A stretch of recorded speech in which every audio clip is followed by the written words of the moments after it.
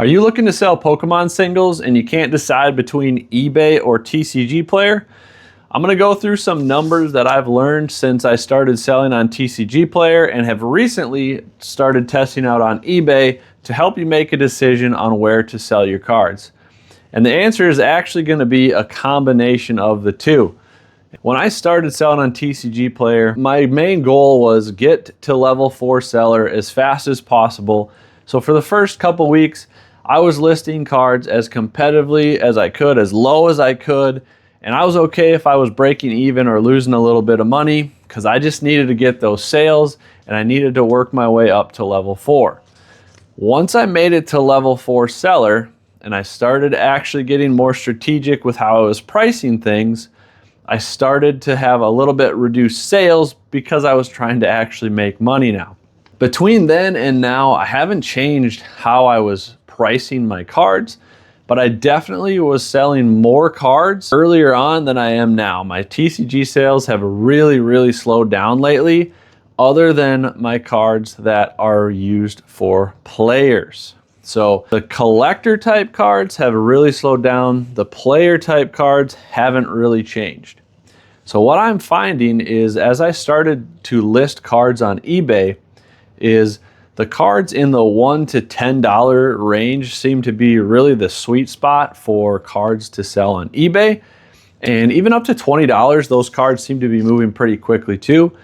But I haven't really dabbled much on things above that. So I'm still kind of trying to figure out if and what to put on eBay that's over $20.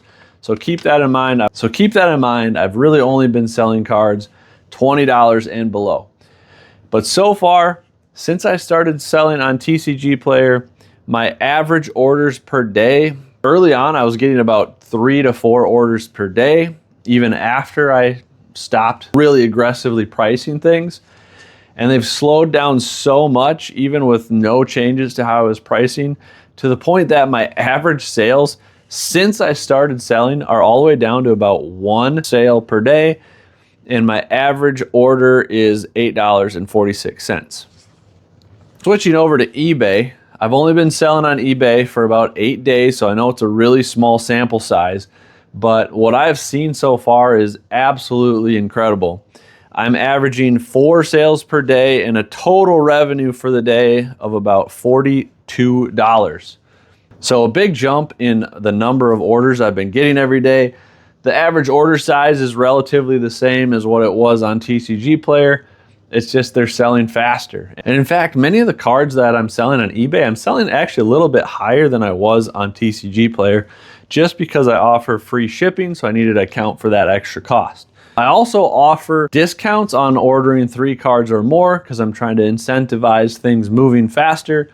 So that may also play a role into it because my average order on eBay has been about 3 cards. That's where my discount kicks in. Obviously, there's some people that just order 1. Some people order 5, 6. On average, it's about 3 cards per order. So moving on to the pros and cons of each. Starting with TCG Player, the number one obvious pro to me is the ease of listing your cards. You can list so many cards in a very short amount of time because you don't have to take a picture of every single card. But to me, the biggest con of selling on TCG Player is their shipping system. They don't have any integrated system to ship, unlike eBay, which is kind of funny because eBay owns TCG Player. They've owned them for a while now, and eBay's got such good integrated shipping options. You'd think that by now they would have implemented something on TCG Player. But the process of shipping out cheaper cards on eBay with the eBay standard envelope is so easy. And on TCG Player, you got to pay extra if you want something to get tracked. And you got to buy all of your shipping on a different website. eBay, you literally go into the order, click the shipping label, print it out, and you're done. To some people, the biggest pro of the speed of listing outweighs that, and they're never going to do anything otherwise.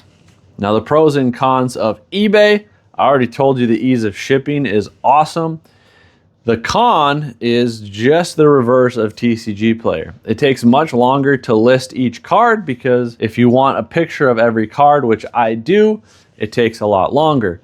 Now, to help that choke point out, I just recently purchased a scanner to help speed things along, and I'm going to report back on how that goes in the future. But I'm really excited. I've got one of the Ricoh, I think it's 8170 is the model. It's the one that everyone who uses scanners swears by. You can scan so many cards in a very short amount of time, and I'm excited to finally work through and get a lot of my sports cards up for sale that I've just not gotten around to selling, because a lot of them just aren't super valuable, and it was just kind of hard for me to carve out time and make time to list all those cards while I was working on this business. And another pro to eBay, which I actually should have mentioned as a con on TCG Player, is on eBay, when someone puts an order in, it's very easy to look at their buyer history. So if they put in a large order, you can look at their feedback. If they've got any negative feedback about requesting refunds or not paying quickly or whatever it may be, it's very easy to just cancel that order, block the buyer, and move on. TCG Player, there's no buyer ratings.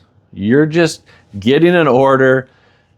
If it's a large order and you want to try to research the person, you can try to do that, but it's not very easy.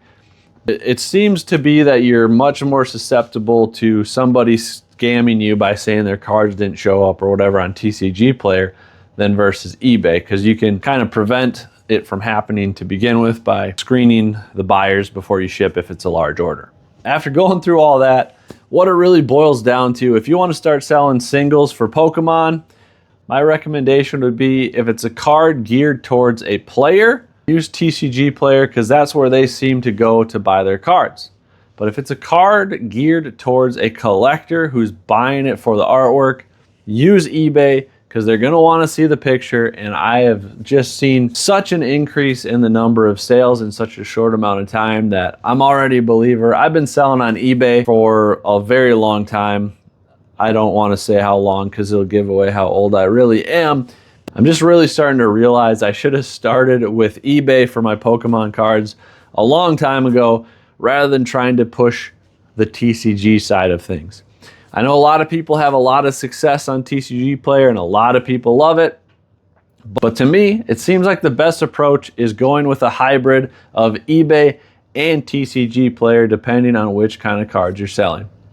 Thank you so much for watching, guys. If you enjoy my content, please make sure you like the video, subscribe, and we'll see you guys next time. God bless.